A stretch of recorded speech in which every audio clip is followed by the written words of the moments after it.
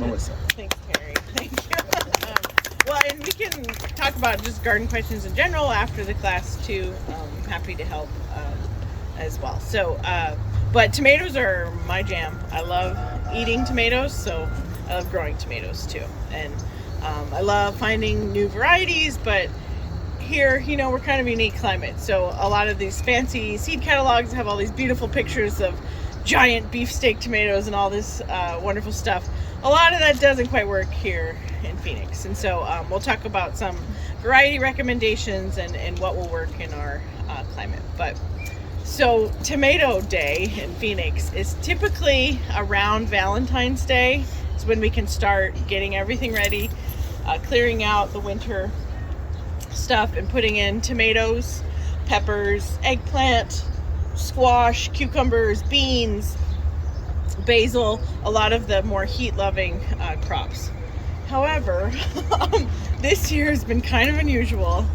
Usually we get some cold nights and cold temperatures in late February. There's always something, but lately has been particularly cold. All January and February has been below normal temperatures. We haven't had a lot of really hard freezes, but we've just been in the high 30s and 40s for a long time.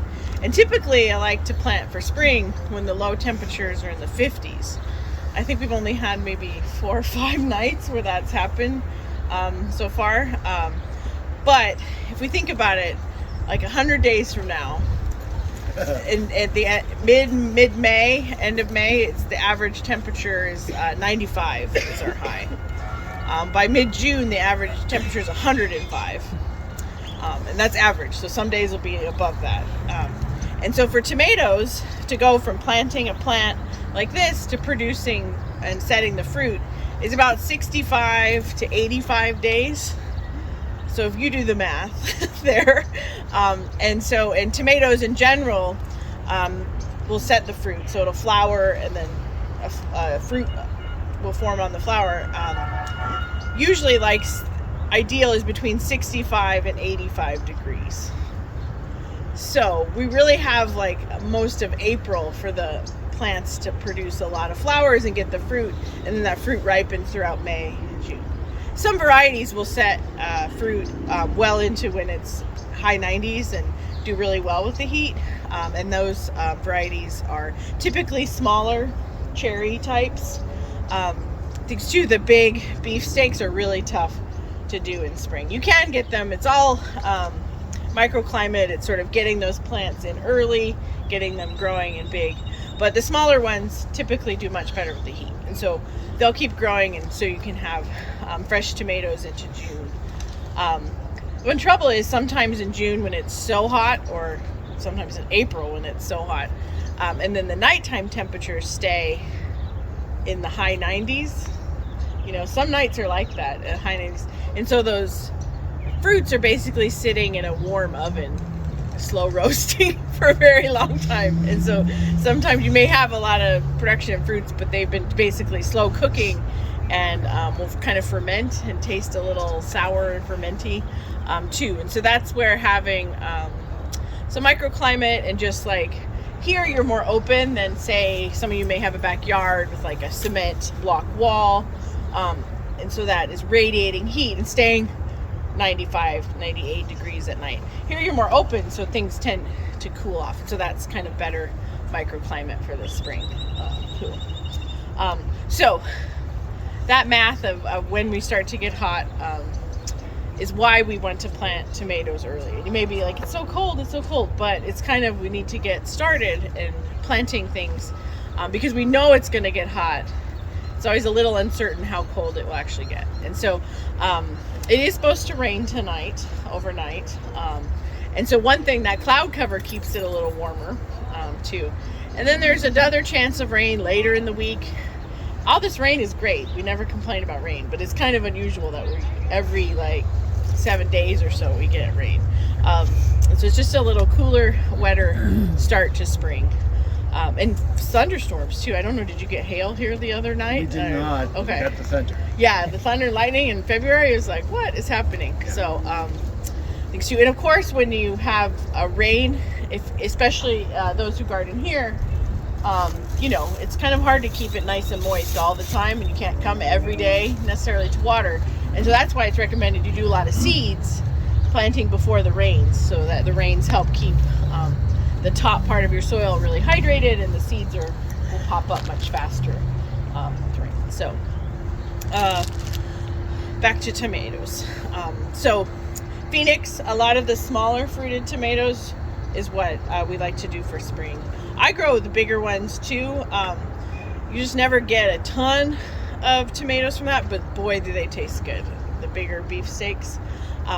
But what I like to do is a lot of what's called mid-sized tomatoes, or a couple ounces, big enough to slice. It'd be like 3 or 4 bites on them. And so they often have the flavor or satisfy like being able to slice and put on a tomato sandwich, but they're not as big. And so they tend to do better in the Phoenix area. So I have some for those who garden here, some of the mid-sized ones too. And so sometimes they're called saladettes, meaning they're like small, you could quarter them into saladettes. And with cherry tomatoes, you may think at the store there's red ones. Sometimes there's yellow ones or different colors, but there's so many different kinds of cherries. And then there's also what are known as grape tomatoes. You may have got those at the grocery store where they're elongated. They look like mini Romas. Those are kind of in the same category as cherries is what I'm saying. So those small, oval-sized fruits too do really well in Phoenix too. So when you're selecting your tomato, it's looking at the varieties and trusting different people who've grown stuff here. Like I know Terry's a huge fan of yellow pear, is a great one for the Phoenix area. I had a dream I harvested a yellow pear tomato last night. You did? So you're dreaming of tomatoes. So it's very prolific. It's great. So they're little like pear-shaped fruits. What are some other ones that have grown well here? I've done the atomic grape. Atomic grape, yeah. That's a plum one and sort of multicolor. There's tomatoes. Sun gold, yes. So that's my favorite too. Yeah, if you're gonna grow one tomato, sun gold is fantastic. It's orange and it's very sweet. It often wins taste test contests and things because it's just great fresh eating. And unlike the ones you can get at the store too. Anyone else have any other favorite varieties or things that you like? Is the yellow pear, is that a sweeter? Yellow pears, I don't know. Okay, I'm gonna show my bias. I feel there's so many good ones out there. Yellow pear is kind of my bottom of my list. I think it's kind of bland. Terry loves it, so we can let Terry go on about yellow pear. But it's great. And so kids love it too because it's not super strong tomatoey flavor as well. And so I will say sun gold is great, but it's very sweet. And so it's on the sweeter side of things. Glacier's a good one. That's a mid-size or a small saladette and a smaller plant too. Yeah, semi-determinate, so they can get. Yeah, and that's good for when you have a small bed for commercial growing because they can split or they just have a shorter window of how long they store. And so it opens up a whole world of flavor and use and so many cool varieties too. So Lorna mentioned semi-determinate. So tomatoes either grow indeterminately, meaning they'll just keep growing and growing and growing until it either gets too hot or too cold, and then that'll kind of do them in. They can get very big and unruly. So like in a bed like this, the indeterminates would probably do best somewhere on the edge where they can kind of have some spillover room to go outside the bed. And honestly, these standard tomato cages are too small for indeterminates, just because the plant will get much bigger and they'll just flop and grow down the side and stuff too. So indeterminates are overall more productive because they just keep growing and producing, versus determinates kind of come to a halt and a determinate end to them, and usually are 2 to 3 feet sort of smaller, and a lot of those fruits set and ripen in a much narrower window, where the indeterminates will just kind of keep producing flowers and keep going over a long season. The determinates sort of come to an end and ripen all at once. And then there's this category in between too, where it's usually a smaller type of plant, and so it kind of by mid-June sort of comes to a halt and stuff too. But if you can keep it alive, then when the nights get cooler again too, they can flush out and grow even more too. And so a lot of those seem to be a little bit larger saladette size or semi-determinate, where a lot of the cherries are indeterminate and just keep going and going. And then there's other categories, which I don't think I brought any today, but there's dwarf tomatoes, are short and stocky plants, and they can keep flowering and keep going, but they're kind of smaller, compact plants, and so it can work really well when you have a relatively small space. And then there's even semi-dwarf plants that kind of are great for containers and stay like really small. And so those can be kind of fun. A lot of people in colder climates grow the semi-dwarfs inside over winter too. But in general, tomatoes and any plant that produces a flower needs the heat and needs the sunshine. And so those are, in our Phoenix winter is kind of like Midwestern summer in some respects. And so we can grow tomatoes. I don't know if anyone has any here. We can grow tomatoes in the winter time. AJ did. Yeah. But they are frost sensitive plants.